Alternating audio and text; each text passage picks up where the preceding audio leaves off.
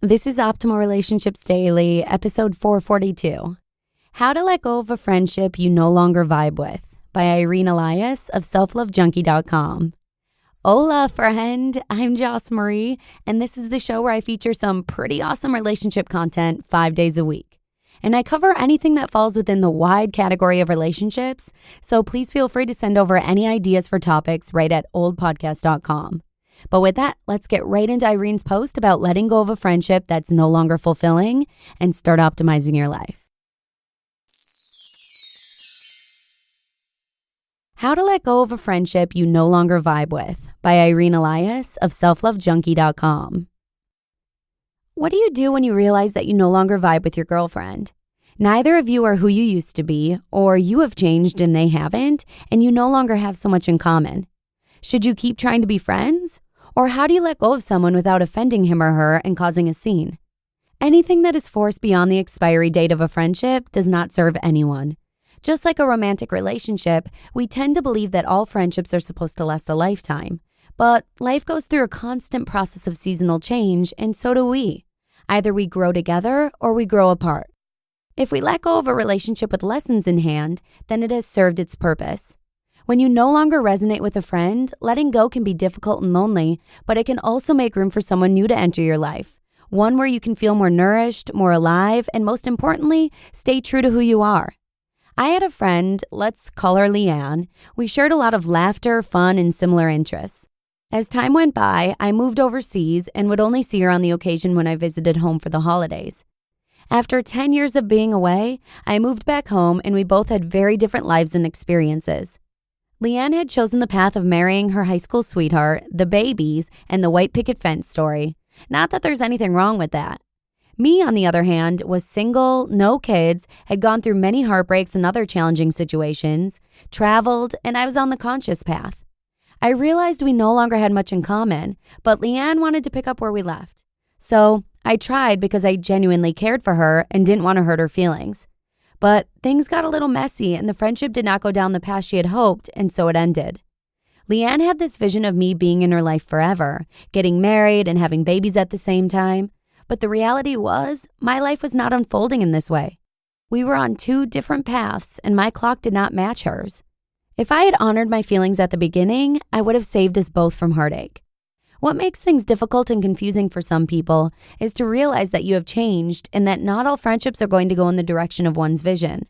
When we can understand that change is part of life and necessary for the highest good of everyone, then we will have an easier time in letting go with more grace. Everyone is on their own unique path and growing at different rates. Some of us are on the conscious path and others are not.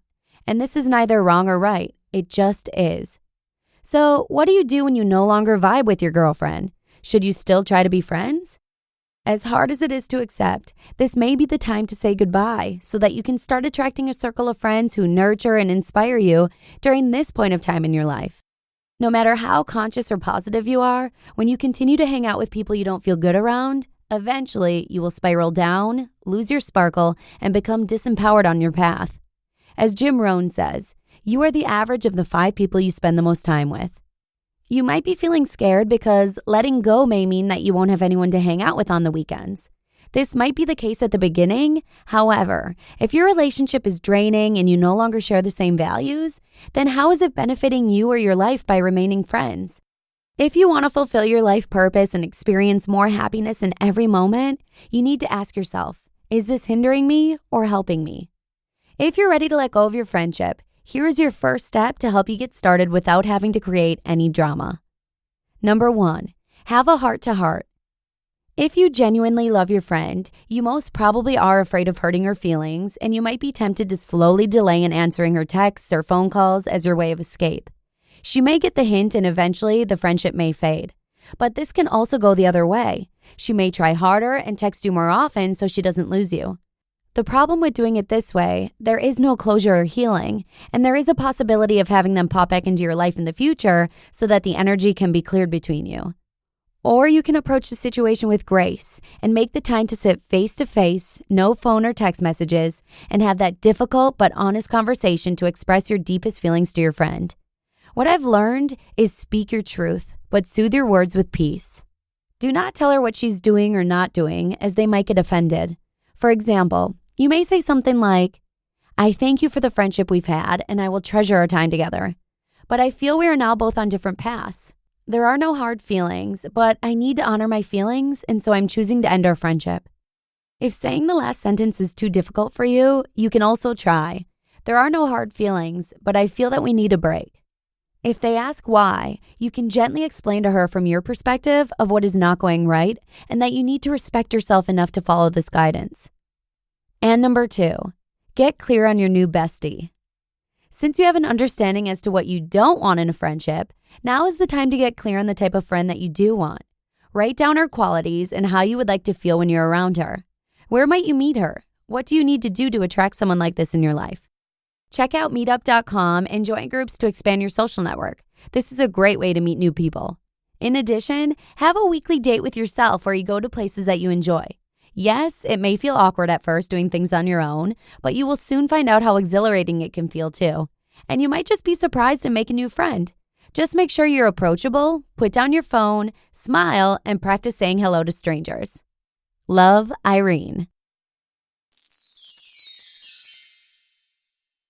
You just listened to the post titled, "How to Let Go of a Friendship You No Longer Vibe With" by Irene Elias of selflovejunkie.com. I love Irene's advice because our friendship should totally be a source of mutual warmth and support. If we stay friends with someone out of obligation, we're only going to make things more miserable for everyone involved in the long term. Over the years, a friend and you may drift apart because of different values and life goals. Having a peaceful attitude when you choose to end a friendship helps you maintain respect for both yourself and your former close friend. It also gives you a chance to search for the type of friend you do want to have in your life at this point. And speaking of new friends, come say hello to your fellow listeners in our Facebook community. Simply search for Optimal Living Daily to find our public group on Facebook, or the shortcut link is oldpodcast.com/Facebook. Here's to cultivating better quality friendships. Have a great rest of your day, and I'll see you again tomorrow with a post from a new author who's big on positive psychology, where your optimal life awaits.